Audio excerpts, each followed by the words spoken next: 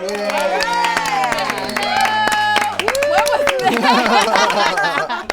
that? Hello, everyone. I'm Jessica Chobot, and welcome to All Kings Considered. It's our Game of Thrones after show where we break down the latest theories. The holy hell did that just happen? Moments. And what's next for the land of Westeros? If you're just joining us for the first time, we're live on both Nerdist YouTube and Geek and Sundry's Twitch, so be sure to subscribe. That way we can take your comments and questions throughout this show. Now, last night was the 5th episode of Game of Thrones' final season, and that means it's time to break it down, so beware, like winter, spoilers are here. And with that, let's meet our panel. Joining us on the panel today is the first of her name, Amy Vorpahl! Yay! Hello. Good to be here. And returning to the panel, it's the man with the plan. That man is Dan Casey. Hello. What is the plan, Dan? Well, Jess. Yes. The plan is now that Varys is a fish stick. You know what? I'm so disenfranchised. I'm gonna just agree with you. I believe it. I believe it now. On Jess. All right, you've seen her on Fangirling and across other Nerdist shows. It's MARKEA MCCARTY. Yay! So what's going on in your world? What's happening? Well, I do DC Daily at DC Universe now, and I am trying to go back and watch all of the Game of Thrones, but when I saw the earlier episodes, it was better. I think that's fair. Yeah. There's that meme going around of a horse illustration Oh, where it's I love incredibly that detailed. It's like seasons 1 through 4, and then it gets like a child or myself would do it towards the end. It is. I liked that one. Yes, that meme makes me smile. And finally, Geek and Sundry's Jason Charles Miller. How have you been, and what have you been working on? I've been good. I'm working on a gazillion different things, and I can announce today that our show starter kit got a Webby honorable mention. Congrats. Also, loving the Clay Game Thank Bowl you. Yep, shirt. the Game Bowl shirt. Yeah. Gotta represent. Gotta Solid. represent. Yes. I brought my personal hound helmet yeah. as well. Ooh. So we've got 2 We're hound flanked. helmets. Excellent. By hounds. Who let the dog? Anyway. Yeah. No, Dan, no. They're asking before the show even starts. Also, FYI, somebody's battery is running low on the PC. I can see it in chat. With that, let's get into last night's episode. I have no idea. Now, without diving too deep into things, let's get into our initial impressions of the 5th episode called The Bells. In a few sentences, what did you think? MARKEA, let's start with you and go around the table. I thought this episode was beautiful thematically, and I was very, the substance wasn't really there for me. There were moments where it was. I mean, I love a Lannister goodbye like nobody's business. yeah. And we got 2 of them in one episode. So I very much enjoyed that. And just some of the shots, I mean, gorgeous. Miguel was on his A game, but he's like their battle guy. So, you know, kudos for that. Everything else, though, yes, I wanted Danny to burn it all, but it was so rushed. I needed 3 more episodes of madness, along with other things, more character development. Then hell. Yeah. Yeah, that's really the main thing is you can tell from this last 6 episode season that they're like, oh God, we have to finish this. It's just starting to feel like, well, how are we going to wrap this up? I mean, I enjoyed the episode, but it was all over the place. I ended up watching it twice because I knew we were going to talk about it today, and there were some things I noticed the second time as opposed to the first time. You know, it really, it feels rushed and it feels very, I mean, I'm sure we're going to get into Danny's actions for sure, but I found myself rooting for her at the beginning and then just being like, what is happening at the end? I actually had no problem with Danny going completely nuts. I feel like that's the obvious choice that we've been leading up to. I did like certain moments, like you were saying, the Lannister goodbye, even when, and we're kind of skipping ahead here, but even with Tyrion and Varys, I thought that was, you know, aside from personal issues with Tyrion choosing to go down that road, the goodbye was lovely. It was shot really well, but I feel like character-wise, like, oh my God, what is, what? Like, and some people, like, really? Like, Euron and Jamie, and then Jamie and Cersei. What? You didn't like their date in Paradise Cove? Yeah, right? I'm like, that's the, okay. Oh, with that Tyrion goodbye, did anyone else think he was about to sing? Oh, that No. would've been- If you go back and watch it, the first line when he starts saying like, It's "No banned." one else treated me," or Oh, wait, Wow. we can't sing. We can't sing. oh, okay, it really, Sorry, licenses. yeah, no, but he wasn't. He didn't sing. But Jason's literally there's making one a song line up where it on the sounded spot. like he was about to start singing. Like, I'm like, is he gonna sing an old song they sang together as a kid or something? Tyrion just can kick those great lyrics up on the fly. Man, I guess It's so. a hot 16. Yeah, he's great. Yeah, overall the characters took a big hard shift for me, with the exception of Dany, which is really interesting because I tweeted out yesterday something very vague because obviously don't want to do spoilers for those that can't watch it, and it was more along the lines of just like I can't believe that this is happening, and I can't even begin to tell you. I wasn't even talking about her. How many people were like, "You're so surprised that Dany is gone this way," and I'm like, is this a thing that's happening on Twitter where like everybody's acting as if Dany is a shocker? Yes, a lot of people were shocked. I like MARKEA, loved the movie type quality of this film, and like, or it wasn't a film, this episode. It likes the vast city, the burning, the effects, everything was great. And if any of those characters if we hadn't been with those characters for these 8 seasons, I would have been like, oh, this is really cool. But to me, if I were like building their D&D blocks, it seems like they threw away the character sheets and were like, start over afresh with this episode. Like, to me, Arya was pummeled, and I don't understand why. She knows that city like the back of her hand and has confronted death, and somehow, the talk with Clegane made her turn, like, that was bonkers to me. Everyone who was, fucking Drogon discovered how to defeat the crossbows when his He suddenly learned how to fly. and all the other guys just became inept at crossbows when they like shot the first, like, what happened? Like, all of the scorpion. The only thing I can say about that is maybe you could say they got away with it the first time because it was a sneak attack on their part. Yeah. Yes. That's the only thing that I can justify. Also, that. the Scorpion ballistas are limited in terms of range. They can't aim straight up, and what Dany did was come basically Straight from down. above to rain down, and it takes time to adjust. She finally learned how to dodge. Yeah, she basically learned that she had an R2. Like, when did After that seeing happen? how they murdered her other dragon. Okay, fine. But that, to me that, I guess you could argue that all back and forth, but to me the stats were just like, this person's really great and now they're not, and like vice versa. Like, everything just kind of went like the wrong way. Same thing with Varys. Like, I guess he was trying to poison her. There were a and lot then of all natural sudden, ones like, we that got happened. one little bird for him. He had one fucking bird trying to poison her. That's it. Okay, and that's his Varys. And then Right. like. It just boggled my mind that no one had this logical thing Tyrion planned out. selling Varys up the river really bothered me. But if you think Dan. that's Varys' only scheme, like, he clearly had multiple schemes on schemes. Like, he's sending out his literal tweets to the realm. About Jon. He's a merman. What I thought about this episode, ask not for whom the bells toll, they toll for pacing, they toll for character development. I saw someone in the chat talking about how they foreshadowed Dany's madness, and yes, they have to a degree, but to quote my colleague, Lindsay Romaine, foreshadowing is not character development.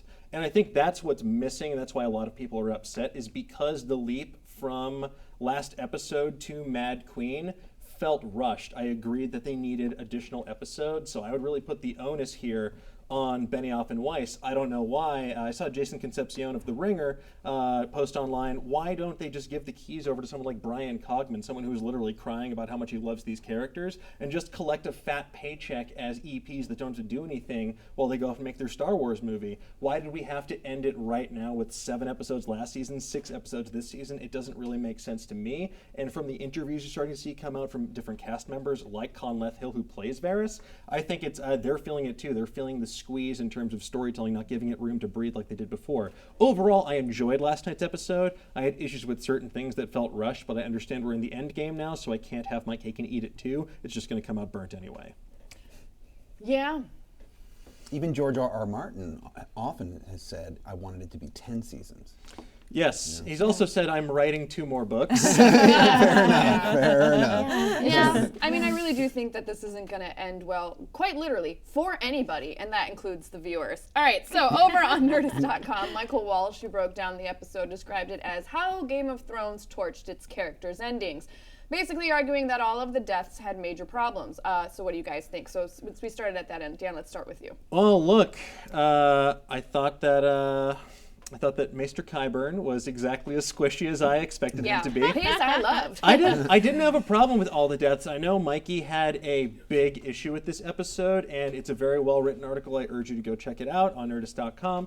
But for my money, I think that a lot of the deaths felt satisfactory. Certain things I wished happened differently. I thought Euron's death was absolutely fitting for the character. Just this crazed lunatic dying on a beach, screaming at the heavens about how he did something so impressive the world will sing of him in song for all eternity. I wish that I didn't mind how Jaime and Cersei went, but I do wish certain things happened differently there. I wish that Dany and Cersei had a face-to-face before she finally perished beneath the crushing weight of history and King's Landing coming down on top of her.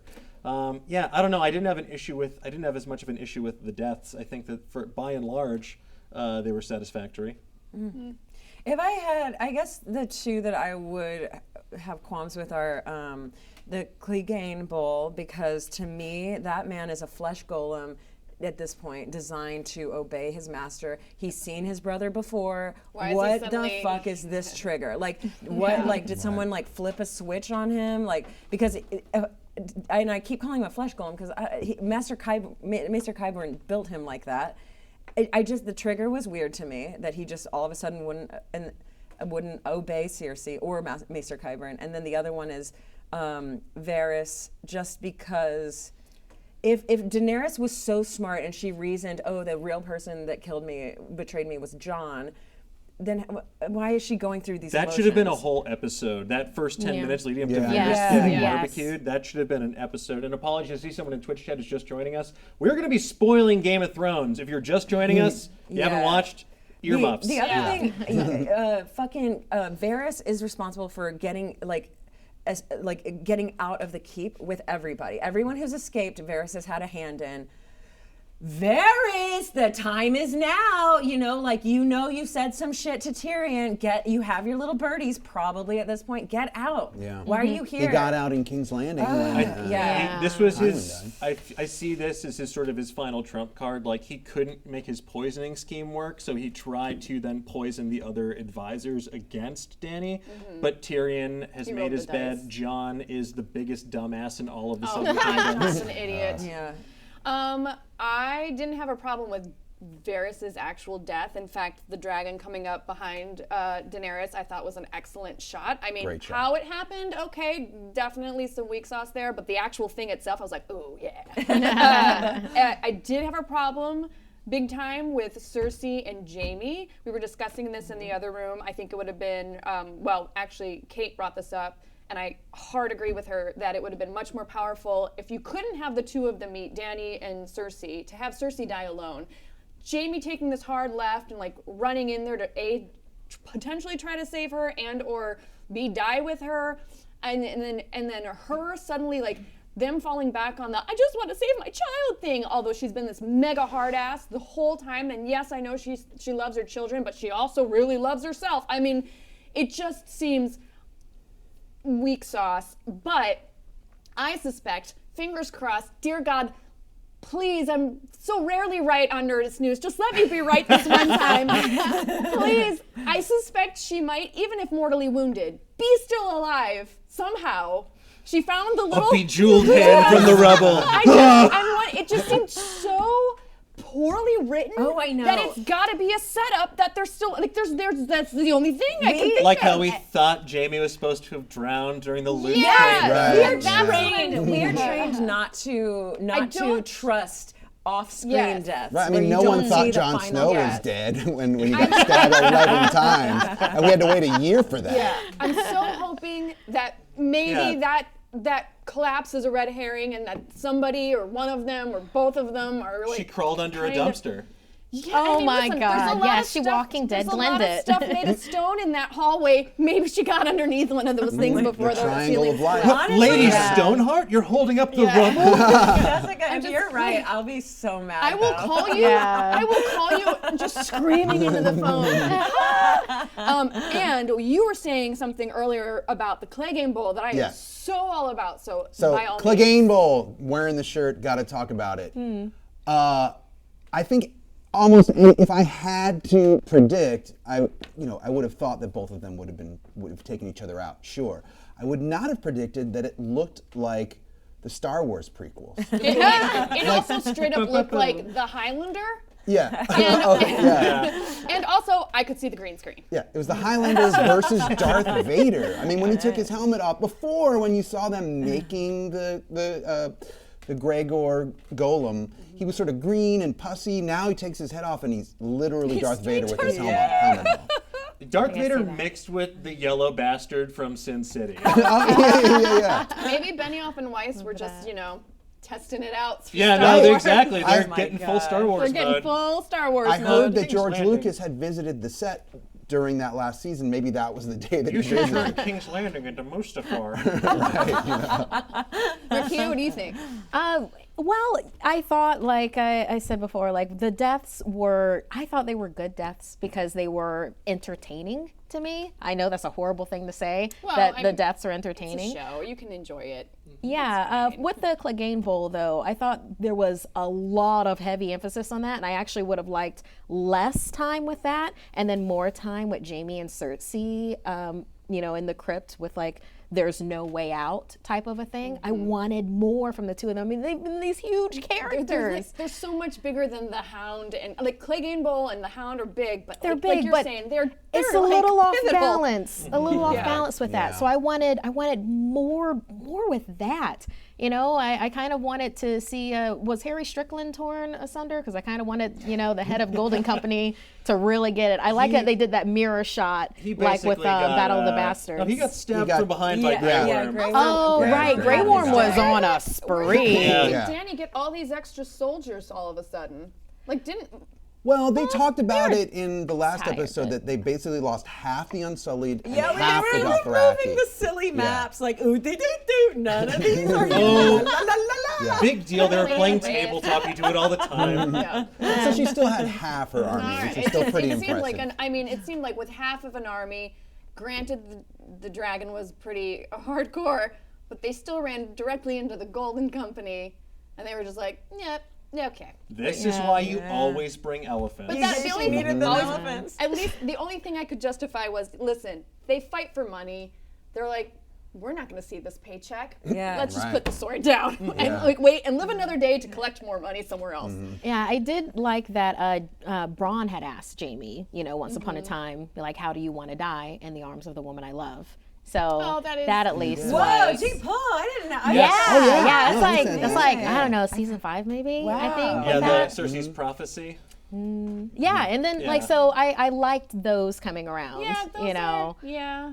Yeah. So like I said, the deaths were entertaining. No, the deaths were entertaining. I think, It's like just- you said, they were off balance. Is a great way of Yes. putting it. Yes. Needed more substance. Great spectacle. Also, More did substance. anyone notice in Euron's death, I know when he was shouting to the sky, I'm the guy that killed Jaime Lannister, but he was also looking directly into the camera, so all of a sudden it felt like Euron Greyjoy's a day off. Actually, You know, the rest like- of Game of Thrones from that point out is a Jacob's Ladder scenario where we're seeing what right. in his It's dying just the fourth moments. And now that's when I move on. All right, so let's get into the biggest moment of the episode. Danny going full on Mad Queen. Now, this has been the biggest topic of debate on the internet. I'm not going to say interwebs. It says interwebs in the prompter. I couldn't pull myself to do it. That either people like Danny going full villain, which is me, and torching all of King's Landing, or that people didn't think that the turn was earned. So what do you guys think about this decision overall? Anybody who wants to take it first can go ahead and take it. The turn was expected. I wanted the turn. I didn't want it to be like this. It was so quick and cheap. It you know, did- I wanted did it to last. It did seem like the ultimate, like her last straw was Missandei getting beheaded, which I call bullshit. Like Yeah. if the last straw was Jorah, going fine, but like stacking up everything she's been through, and then okay, Cersei doesn't. Oh, she finally, or I guess the bells as well. But to me, I'm like Missandei's weight. I know I wasn't here last, but the weight of the Missandei character somehow like got amped the fuck up, it wasn't. I think so it that they could wasn't fridge her. just the Missandei character. I think it was that is the straw that broke the camel's back after losing half of her army, after losing Jorah, after having one of her dragons shot down out of the sky by Euron and his fleet, and then on top of that, seeing one of your closest advisors and closest friends who's been with you for seasons upon seasons through thick and thin, seeing her get beheaded brutally by this beef golem, like that is, yes, not to undercut it with beef golem, but like that is, like, yeah. I think that's finally like the last straw. Like, you came here in good faith to bargain, and then they execute one of your really good friends. I would probably lose it too at that point. That being said, they've been signaling this turn with semaphore for the entire season, but that doesn't mean they landed the plane. They like nosedive into the King's Landing. It didn't bother me too much. One, because I really felt that she was turning the villain when she burned all the rich people at Marine. Yeah, and had them sacrificed on the road and stuff. That's when I was like, okay, she's nuts. Like, but because she just went so hard so fast. It's called curb appeal. Well, no, because remember then they kind of like you were all like, yeah, girl, go, and then they kind of had you check yourself because they brought in that one son who was like, my father, who you have, sacrificed on the road. We just want his body back, and he used to be this great man that was trying to help, but you just come in here and paint everybody with the same brush kind of thing. You're like, oh, okay, yeah, no, maybe she didn't do a great job. And they've been really planting those seeds this whole time, and for me, it kind of does line up with her character that she's finally snapped, not only because it's been kind of growing since then, but also because of all the bad things that happened to her, like Dan said, and then because she's so into her own shit that when it doesn't work out for her, she does seem like the kind of woman that would just pitch an utter bitch fit. And that's what this was. She was just like, all right, you think so, huh? Okay, I'm doing this. And just whoosh. Like, I think like that completely lines up with her thought process and how she's just all emotion, all just like knee-jerk reaction almost all the time. The only person that ever keeps her in check are her advisors, and she hates them now. She did also say the single most horrifying thing that you can hear after making out with someone. Let it be fear then. Yeah. That was like... That happened to me in college. Never again. Yes. Well, you just had your tongue in my mouth, but I don't know if this is the best way to go about this. But it's like innocence, though. She doesn't kill innocence. That's the thing. Yeah, Right. she kills everybody else. Like, what would have been in character? Bells are ringing. Oh, great. The city's surrendered. I've won. And then looking over at, the Red Keep. It would have been in character for her to go over there and blow the hell out of the Red Keep. Yeah. That is in character. Which I thought she was going to do. Which I thought she was totally going to do. And I was like, oh, man. And then she might not stop. And then that would have been more of a payoff. They tried to justify that by like really playing up the like, no one in this land respects me, no one in this land wants me, so I have to rule through fear. I do agree that it felt super extreme. Like, why not light the Red Keep on fire? But at the same time, like, I think it would have been more of a payoff if like Cersei had baited her into. I was talking to some of my colleagues this morning, saying like, if Cersei had baited her into like trying to torch the Red Keep, and that activates the wildfire underneath the city, so she unintentionally explodes That half would have been of cool. King's Landing. Like, I feel like there's a lot of ways they could have done it to get to this end point, but they just chose the straightest path possible by burning all of King's Landing. Yeah, where it's like, hey, women be crazy. And that was that. Yeah. That was. Which is Benioff and Weiss, That's masters too of much of a trope. nuance. Because I felt like with Marine, she was learning. She made that mistake, and I felt like for 7 seasons, she's been learning to be a proper ruler, or so we think. I feel like her pendulum has swung multiple times since then. It's like some lessons seem to hit home and get in there, and then other times it's just like ding ding ding ding. Like it just but it all revolves around, does it work for her? Which is not like, listen, if I was in the same position, totally would just destroy King's Landing. But I mean, you know, you do what works for you. It just that's not, you know. I mean, but get yeah, it. it's not. Well, it's not like she's madder than anyone else who's been on that throne. Because Cersei did do the wildfire. Yeah. You know, That's true, yeah. even though it was contained and calculated, it still is reminiscent of what Dany did, you know, times infinity. But still, like everyone who's been on that throne has been like, I'm doing the right thing. You guys die, you guys stay alive, you know? Yeah. Well, and that's what I think is really why I also like her, why I hate her but also like her is the fact that she thinks, like everybody that's ever been on that throne up to this point, for the most part, has always thought they're doing it for the greater good. It's just that it's their way or the highway, and she's just one more in the line, and you know, it's not anything pro or negative. I mean, it's negative because you're killing a bunch of children, but it's not, you know, it is what it is. I mean, that's also been, I feel like that's been one of Martin's theses all along with A Song of Ice and Fire, is that anyone who wants to rule should not be ruling, because there's something Yeah. inherently wrong with that person if they think they deserve this power and dominion over their fellow man. And I think you're seeing that both with people with good intentions and people that are straight up evil. Yeah. Well, didn't Melisandre have when she was foretelling the prophecy of the one that was promised, didn't she say like all the pretenders trying to get to the throne, they think that they had like essentially good intentions, but not, you know. I'd have to go back, but that's the other It's thing been a about all the while. prophecies in this show. Like they've come true to an extent, but they always get flipped in some capacity, Yeah. which I do appreciate. Yeah, no, me too. Even the one that Cersei got in when she was a child and said that her younger brother would kill her. I mean, he did lead he her down to the technically- worst place in a crumbling building, the basement. Right, yeah, so And he Tyrion's the one indirectly that told killed him her. to do Yes. Yeah, And Tyrion's the one that brought the army, Yeah. technically. Yeah. Although that was still weak. The as someone in the chat pointed out, I believe the Valonqar detail about the little brother being the one to ultimately kill Cersei is only in the books. They have not referenced it on the show. Because I was talking about that last night in our team Slack, and they're like, Yeah. no. Yeah, as much as I want to go back to the books and look for hints and clues, I mean, they're so far removed from that with this season that I don't know if you can really, even though I want to.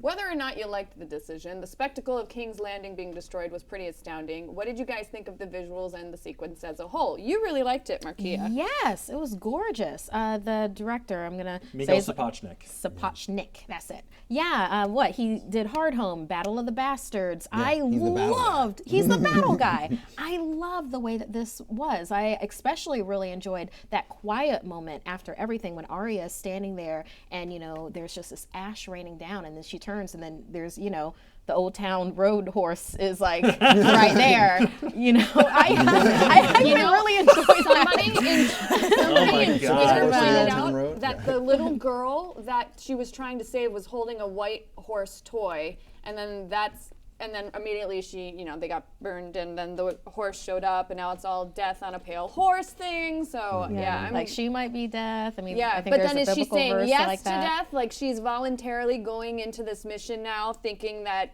she is going to die in the process, or is she saying yes to death because now she is going to become death? And let me recommend Pierce Anthony books to you guys all as well. Oh, Because Yes, Anthony. Yeah. The Xanth series. Death on a Pale Horse is absolutely excellent. But yeah, definitely. And then with Claygon Bowl. Yeah, where it's like the two of them, and you've got, what are you gonna do with a giant dude? Put him on the top of the staircase so he looks even bigger, and then put another giant dude down there, and then there's a dragon ahead, and they go into fire. It's like, that was great. I did like how when Sandor saw Cersei, he actually he sort of bowed and just said, "Your Grace." Yeah, And, he's it's like, "I've you got- can go." Yeah, I've got nothing to do with like, you. I did like her little peace out moment. She's like, okay.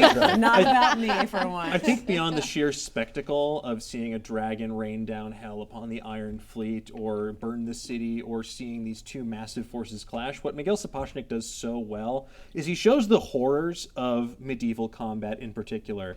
Like Arya getting crushed in a throng of people trying to escape, the brutal, visceral nature of getting gored by a spear as this crushing army rains hell down upon you. It was like it's exciting, but also like stomach churning at the same time in a way that something like Helm's Deep, a battle that I love, is not. I think it's because you really get the sense that there is a human price being paid here, and you really see that the aftermath when the streets are just littered with corpses. It's just gray, ash covered, and I think that Miguel Sapochnik did a fantastic job of showing the devastation in action and the immediate aftermath. What do you guys all think about the internet saying that this? It's a bad idea. Yeah, it's a fad. It'll kill us all. The Arya scene with the ash raining down harkens back to season 2 when The Court of the Undying, the vision she had there. Yeah, when Dany had that. So But that was That snow. vision. that was, if people have gone back, our contributing editor, Lindsay Romaine, went back onto the Blu-ray and watched the special features as well. They all believed it to be snow. And I think they might have said that she's going to be the Queen of Ashes or something. They even say it in the commentary, though, that it's But, snow. and I agree, like, I think that's just a, like, fun parallel that we can draw. I don't think it was meant to be Ash in there. But then again, prophecies have been wrong before, so that might have been something you didn't expect. Or, to me, I read that as Snow in the throne room being Jon Snow, that like presence that she can't That's escape. how I read it when you saw that before. That's what I thought it was. The Red Keep King's Landing deal I thought was really cinematic, but at the very end when Benioff and Weiss were like, "Oh, we're putting Arya there as a perspective mechanism," that to me I just fine, okay, fine, but Arya's. This is what takes her down. It hasn't taken her down. It isn't taking her down. She hasn't died yet, but she's at her lowest of lows here. When again, like it just doesn't make sense to me. She knows this keep. She's like hidden in this keep.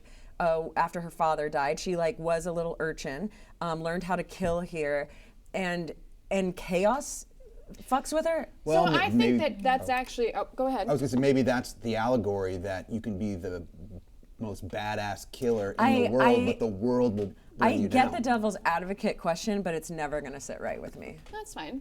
I actually thought like that her running around and being able to stay alive compared to how many people were dying was because she was so well accustomed to King's Landing, and so she knew how long she should be hunkered up in this corner, and then move and then hunker up in this corner, and where to go, there's going to always be people there because people are massively trying to escape, but it's not going to be, with the exception of that one scene where she got stuck in the crowd and only because of an accident. I feel like that's the only thing that kept her alive is A, those skills that she learned of just kind of being able to sense danger, a la Spider-Man, and B, knowing King's Landing so well that she knows the little crevices to hide in that are the best places to go in order to survive. I guess you're to right. the end. If she did get killed, I'd be super mad. Yeah, if she was going to be killed on this episode, I would have been furious. And are we ever going to get the cool callback to the face thing that she can do? It's got to be next This is year. interesting. LG Slinky says Arya's running around would have been much better if she was replaced by Davos as the person on the ground, seeing as he was from Flea Bottom in the first place. Like he's from King's Landing. When he shows up next to Grey Worm and Jon Snow, I'm like,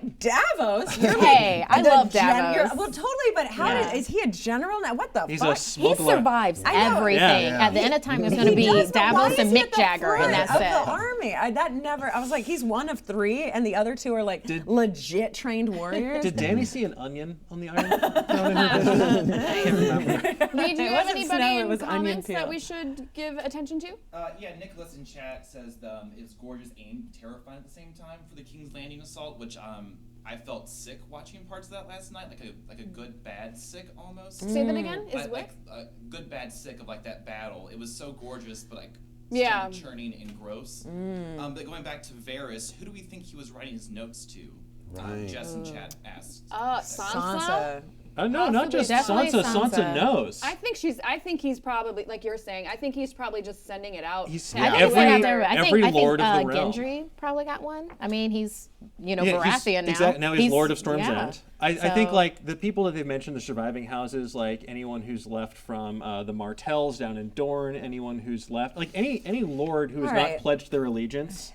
or has not pledged their allegiance to Dany, and ones that have. I think he's like, hey, quick update. There's another Targaryen. Why are you not, like, in the essence of time, Varys, why are you not literally writing your little note and in the rook, like in where the birds are, and being like, one down, go, another one down, go, and instead of you're like at all, Amy. Yeah. but he's on it. He's got to know he's on his way out. I love my think petty he did. messy queen that was Varys. Varys I knew. cannot believe that Whisperman is standing in full daylight on a beach to Jon Snow to like, here's my fealty, sire, that everyone can hear. Yeah. But It's just like there's a lot the of way they messed up shot things. that last scene, or the last scene of the last episode with Tyrion and Varys in the throne room, the way they shot it with the perspective looking up at Varys, you couldn't tell what was necessarily behind him. I kept thinking someone was going to come and get him. Tyrion, you done botched it so hard. So let's get into another big moment of the show. The Lannisters. First up, Tyrion, who straight up sold out his best friend, Varys, which then gets Varys killed. And Varys, in my opinion, took that betrayal quite in stride. Later, Tyrion sets up a plan to help his siblings escape, which then also gets them killed.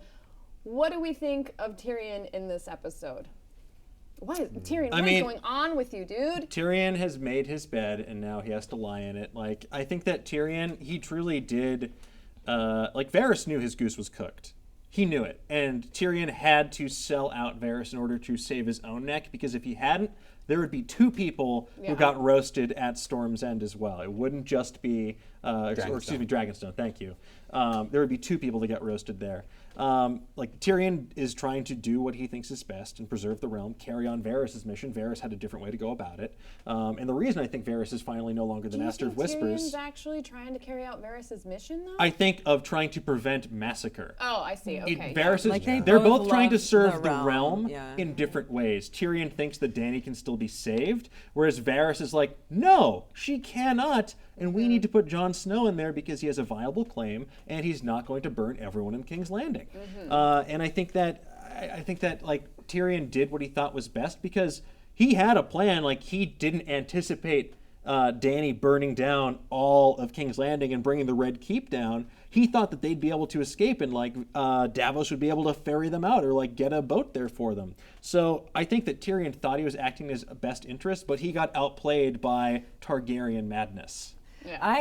I will say, I didn't mind Tyrion's stuff, but him releasing Jaime, we're once again suspending disbelief for time, because it was at night and there were hours before the daytime when they attacked, and someone for sure noticed and told Daenerys, right? But not in this episode. You know, like he was gone. Yeah. He was their primo prisoner, their Missandei, and over the course of even if you were going to fudge it 2 hours, Yeah. everyone was like, oh, well, he's gone. Yeah. That moment And when he didn't try to hide the fact that it was him that was coming over Oh to. my gosh. Yeah, like he had like those a guys. heavy cloak on, and then he takes the Yeah. glove off of his Yeah. golden hand. Also, no I one thought will that was know The this. master of disguise. well, and then when the doors were The closing, smartest Lannister. when the doors were closing to the Red Keep and he couldn't get in, and he like held up. I thought it was so pathetic. How good would it have been if he shoved his hand in the door? They're like, nope. The pathetic part I didn't mind so much, because I mean Jaime is kind of pathetic Yeah, right now. yeah. Like, he is just trying. Yeah. He is running on pure emotion, and he just wants to, whether I agree with it or not, get to his sister. If that's his intention, is to actually save her, do it. Like, he is pathetic. That's him. So that Yeah. didn't bother me so much. It was like, let me backstage. But my thing with the Tyrion issue is like you were saying, he's their number one. Jaime's their number one prisoner, captive right now, and Tyrion doesn't even. He's like, I'm the hand of And then the they queen, all say I obviously outrank these people, and then he's fine for like the rest of They the also, show. we understand comment. Did they really fuck off where they couldn't hear like what was going on in the tent? They weren't whispering. How far did those guards go? Whatever. Well, they're I did, soldiers. They follow however, orders. Since it was written in the show, and it is what it is, I did enjoy the goodbye between Jaime and Tyrion. I thought that was really one of the best sweet scenes and in well that episode. done, Goodbye. and threw back to the original start of the series that I was like, oh, okay. All right. It's like I That's never thought I'd get to Yeah. repay the favor. Ugh, that was nice. That was really That was nice. Does the DB and DB Weiss stand for David Benioff? Like, It's yes, David Benioff Weiss. It's an unfortunate coincidence. That's why he has to go by DB. Speaking of hard left turns, all Stands right. for So Dan Bolton. how convenient do you find it that Jamie and Euron ended up on the same patch of beach? This really bothered me, actually. Why? Hey, no, Why they- did that bother you? Of all the things that happened this episode. had a date. There's a ton of things that did bother me this entire episode, and this was just one more. Why having the two people vying for Cersei's affection face up? Why was I loved that. I thought that was like the best possible final battle that Euron could have had based on he was one of the best villains this show has had. He is just so cartoonishly evil, but in a way that I think really works for the show. And that the show needs that because you have like other people that feel more monolithic like Cersei and now Dany. But I think characters like Euron, they fit the same mold as someone like Ramsay where you're just like, how much more evil can you get? Oh, this much more? Tight. Yeah. I guess I just find him to be just a total one-note douche knocker, and out of all of that, you guys are both gonna wash up on the same beach. Like, come It on. was Well, a it's- date. And I like It's how when not- I like how when Drogon is like blowing up all the boats, and I did like the fact that Euron wasn't phased at all. I thought that was actually really cool because up to this point I was like, oh, you are just such a talker. And then when push came to shove and you actually saw him in the battle sequence, I was like, oh no, man, you don't give a fuck. And that I thought was really cool. But then when the fire started hitting his own boat, he's like, whoa, whoa, whoa, whoa, whoa. I'm not No, upset. I'm fine with him jumping off the ship because, yeah, of course. But he was just like, okay, cool, chill. I'm not upset they landed on that same patch of beach because that patch of beach leads to a passageway into the yeah, Red Keep. it is like So this. Yeah, I you're know on that. you're See on that. being a master of the ocean, probably a smuggler type as well. I'm sure he would have known about that. about Like it, at this yeah. point. I'll give, if he was a smuggler type, okay, yeah. But him just being there because he's banging Cersei, no. No, But that's smuggler not. type, okay. That's not their sex beach. That's their smuggle No, I beach. mean, him banging Cersei, she would tell him that was like the secret entrance No, to I think King's that Landing. I think No. that was for getting prisoners and stuff in and out. In Like and I think out. that's probably how they're like, hey, like Yeah, because we've seen that area before. I believe we have. Yeah. It It just seemed- seemed it seemed awfully, familiar. Convenient. awfully convenient. Well, Yeah, course. it's Well, called this Plot season. Advancer Bay. Hey. You know, but the thing for me, like him just showing up at that time, I was like, oh, it's like a meet cute. So in my head, my head was set for rom-com as soon as they were both there at the same time. They sail up together And and then they start their new started, life. You know they, what? Let's no, both they leave. started shouting at each other, and I was like, now kiss. Because it was so just out of left field Don't for worry, me at Tumblr that has you point. covered. I was really hoping that we were going to see what was the girl's name?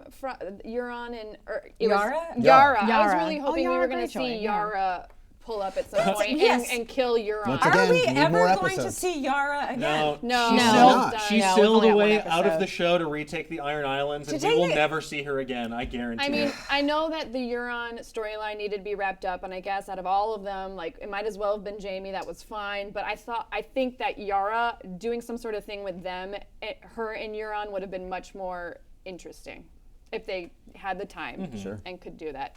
Which, yeah, well, whatever. Anyway, all right, so let's discuss who was the MVP. Over on Nerdist.com, our very own Lindsay Romaine has named the Hound as the MVP of this episode. Do you guys agree with this? And if not, who was your MVP then and why? Now, I understand why Lindsay elected the Hound the MVP because he took a had a major beating. He was impact on the show. Not only did he finally take out the Mountain, but and in the process Qyburn, but he also motivated Arya in a way that no other character had been able to. She was on this sort of nihilistic path of chaos and destruction, and he was able to show her that, like, this is the end of the world. If you come with me, you will die here. You have more important work to do, like choose life. And I thought that was very powerful, but for my money, I actually disagreed. I think that Dany, Daenerys Stormborn, burner of King's Landing, is the MVP of this episode. Now, you know, you might be saying, but Dan, she burned children alive. And yes, that's reprehensible, but the way I'm defining MVP is the character had the biggest singular impact on the story, who will advance every character on the show, change the game irreparably, and she did that. Yeah, I would support that. yeah, I was gonna go with Danny too. Everyone else kind of farted out. They just kind of farted out of existence. Yeah. That's just what happens when you die. I hope to God that becomes like a thing somehow. Amy Vorpahl Farted out of quotes of existence. 2019. John- Everybody on Game of Thrones, they farted out. You got toasted in the chat. Says MVP equals the developers who clearly nerfed the scorpions this episode. I'm sure they'll nerf the dragons next time. Yeah. Man, this patch is killing me. I Oh, would should have run say, goats. based on how you explained it, Dan, either Daenerys or I'm gonna give it to Varys, just for being smarter than everybody else, Very nice. taking the hit that he knew was coming in a very brave way, which I didn't really ever think he was going to be that chill or brave in and of himself based on his character development up to this point. And I think, all right, like you saw through everybody's bullshit, dude. Yes, you got destroyed, but thumbs up to you. He was right. He was, He was right. right, Should've, and now everybody knows how right he was. Should and have I dipped dig them it. in buttermilk and breadcrumbs first. Yeah. Fish and chips. Fish and chips. I think John gets an honorable mention for stopping a rape. So, Oh yeah, Okay, during the yeah, during maybe not true. MVP, but Yeah. he did try to. He was like the one sort of view of morality that whole episode. And when he realized the rest of the North sucks as much as the rest Yeah. of Westeros, He's like, just like, oh man. yeah, there's a theory he's just going to go north. And just he's going to go off and finally live with Ghost. Yeah. Markeia, who would you say is MVP? The horse. Yeah, I'll take because it. Arya was just like she was out of it, I like would completely love- out of it, looking around. I would love if episode 6 is like just the horse's journey It's throughout like that Blade whole Runner. time. Like, how did that horse wind up where It's he like is good now? sis, white horse. Shadow Here to facts. save the day. All I could think of was Blade Runner. I was like, Blade Runner. What was the horse named? Artax? Artax, yeah. Yeah. No, Artax is from Neverending Story. Yeah. That's what, no, the horse that drowns in the goo. Yeah, you know, Yeah. the one that destroyed my entire childhood in one Anyway, viewing. that's Artax. Yeah, Actually, that's a horse from HBO's Luck. I'll tell you. The one survivor. Artax and the French movie, The Red Balloon, are the two things that crushed me as a child. Yeah? Oh my God, and I'll cry about it to this day. No. Or it could just be that the horse is a metaphor for cocaine, and that's what Arya needs because she's hurting. And what do we say to cocaine? Just a little bit today. All right. So we saw the Hound basically save Arya's life. I actually did like this goodbye as well, by telling her to not let revenge get the best of her. Did you guys like her goodbye or their goodbye, considering that the journey they've been on together over the course of the show was an up and down relationship? I really enjoyed it. thought it I was thought that great. was one of the nice, like, quieter moments in this episode, full of just like spectacle and destruction. The fact that she finally called him Sandor and they were talking plainly to each other. Two people that have come to begrudgingly respect each other, and they've been through thick and thin. She's left him for dead. They've saved each other's skin countless times. They respect each other as warriors, as people. And I think what Sandor does in that moment, showing that he does have humanity beyond his gruff exterior, that was a really powerful moment for me. I think that worked well in the context of the show. Yeah, all the one-on-one interactions have been really, really great. It's just the grand scheme interactions that are like, oh, all right. It's like putting the pieces together. Yeah, like even that kind of even the with the I don't know, actually no, almost all, because I didn't like the Jaime and Cersei deal, but I still have hope that somebody's left on there. So after not being able to keep Dany happy romantically, so Jon was also in the city as it burned, trying in vain to get the northern forces in Dany's army to retreat. How do you think Jon is going to respond to Dany's actions? With He's one gotta hell he's of a gotta speech. kill her. Well, Yeah. I If think she doesn't die, Sansa will die because she knows that Sansa knows. so. I think there's a little bit of this unbroken wheel where last time the Mad King was killed by the Lannisters, so I think Tyrion's gonna shiv Dany and become the new king. I think killer. Arya's Doesn't gonna Arya kill. still need to Arya's gonna kill kill someone with green eyes. Yeah, she still And needs to Dany's got green Dany. eyes. Well, in the books, she's got it's violet eyes, but for this show, Yeah. they seem green to me. Right, and people are saying that like it might be hers as a song of ice and fire. She killed ice, and now she's going to kill fire. And Kill the isn't Mad it? King and now Oh it's well, gonna we're kill not Dany. doing the what do you call it? Like the premonition. Oh. It's not. The one where About the prince? Yes, The the prince prince who that was was promised? promised Right. is not that's not. Did they have that in the show? Yeah, Arya, they Arya did. is Yeah. the canonical prince who was because promised it's according gender to neutral, right? the Elfin So it Weiss. could Yeah. still be Arya. Yes, because High Valyrian had no gendered pronouns. Yeah, so it could still be her. Or something like that. For that, I mean, could it be that I'm gonna throw this out there, and this might So- make me sound like an idiot? Could this be that Dany actually does succeed, takes the throne, and she could be pregnant with Jon's child, and then would that baby then be potentially the prince that was promised? Is this all actual? Oh, they've already had.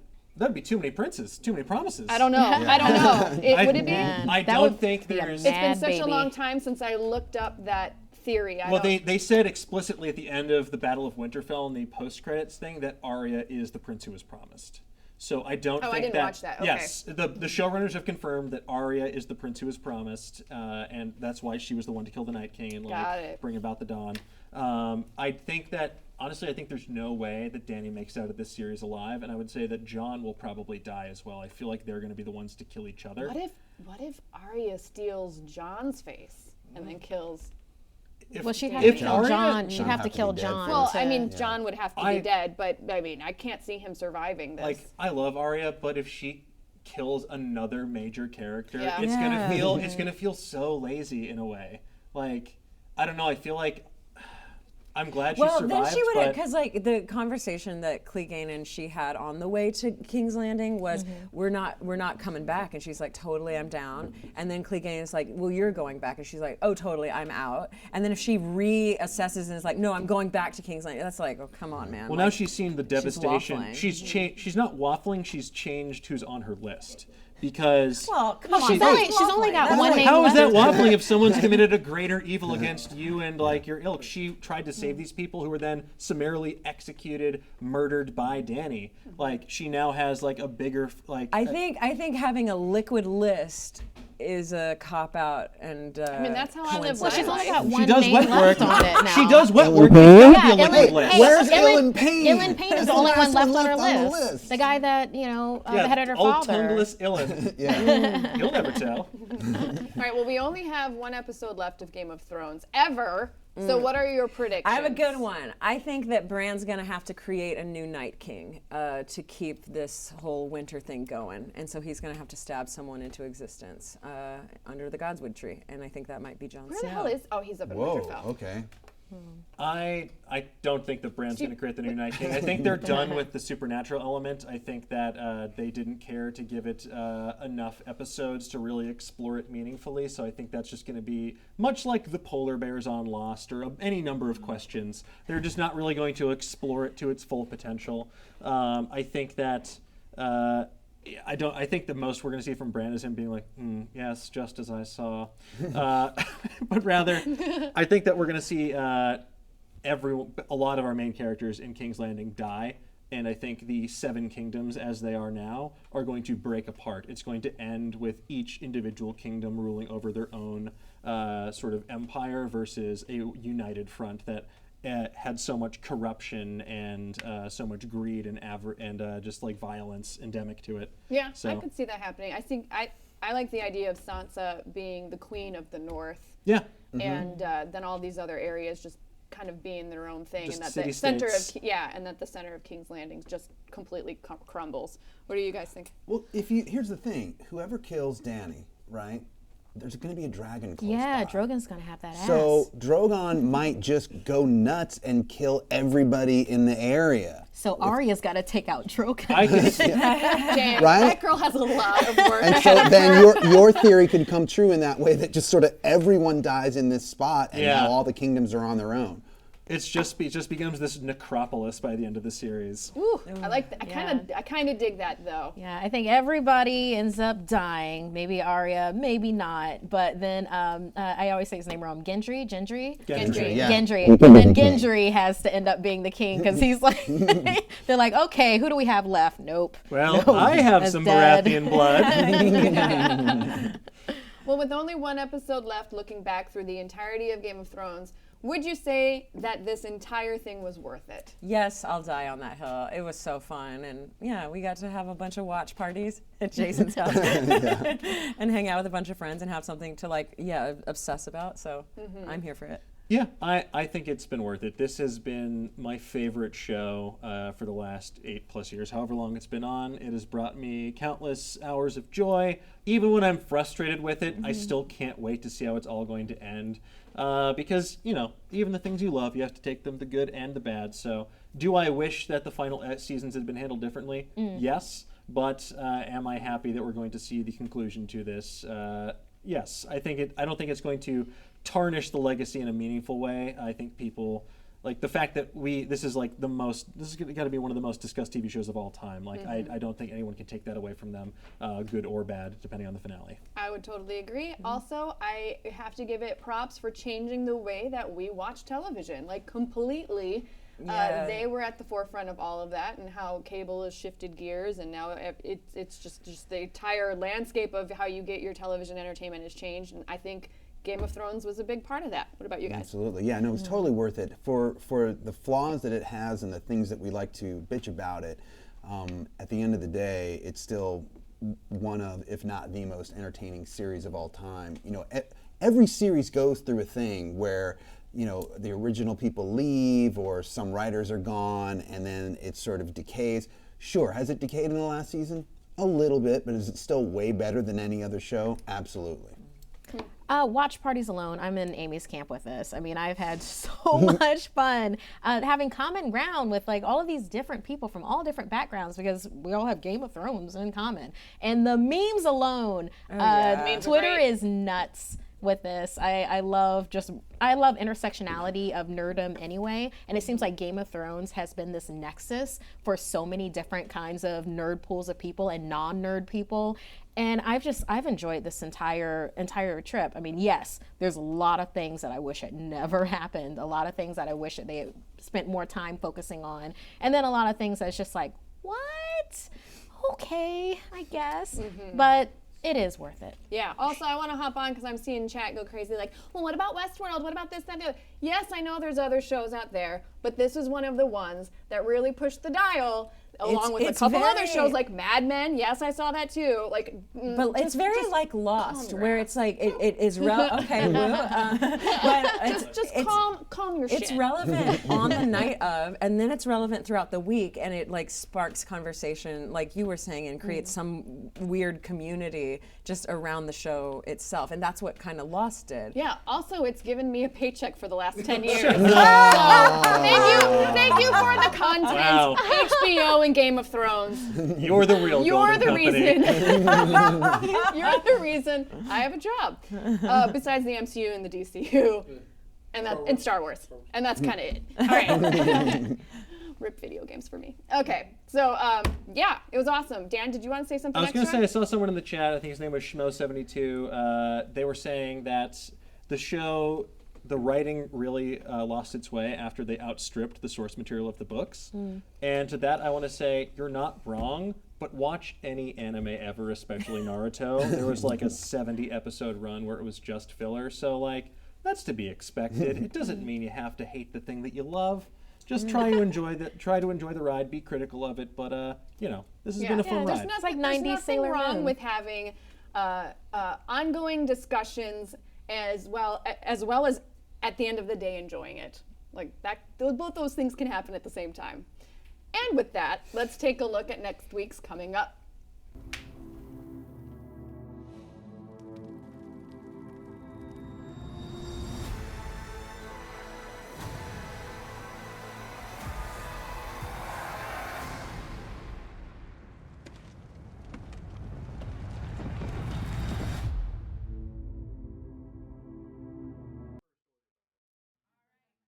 What's going to happen in that last episode? Well, we're not going up north. We don't have time.